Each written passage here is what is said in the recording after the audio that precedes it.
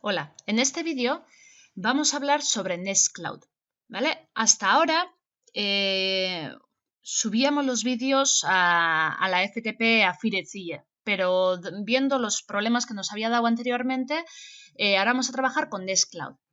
Para ello, primeramente, lo que debemos de hacer es meternos en video.virt.eus, ¿vale? Poniendo HTTPS, luego metemos lo que sería nuestro nombre, ¿vale? Sin el @virt.eus, por ejemplo, en mi caso, nhdona, sin el arroba, ¿vale?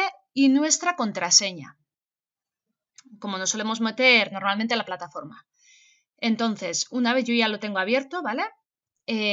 Una vez que estamos ahí, vamos a nuestro ciclo, que vosotros tendréis la carpeta de vuestro ciclo solamente, y dentro del ciclo, por ejemplo, ahora se me va a abrir, abro ADFI y elijo un módulo, ¿vale? En este caso SE, lo abro y aquí ya cada unidad tendrá su carpeta de publicar y las de proyectos. Para saber más del tema, os podéis meter en la formación que os estamos dando tanto en la unidad 6 como en la 7, tendréis más explicaciones. Muchas gracias y hasta otra.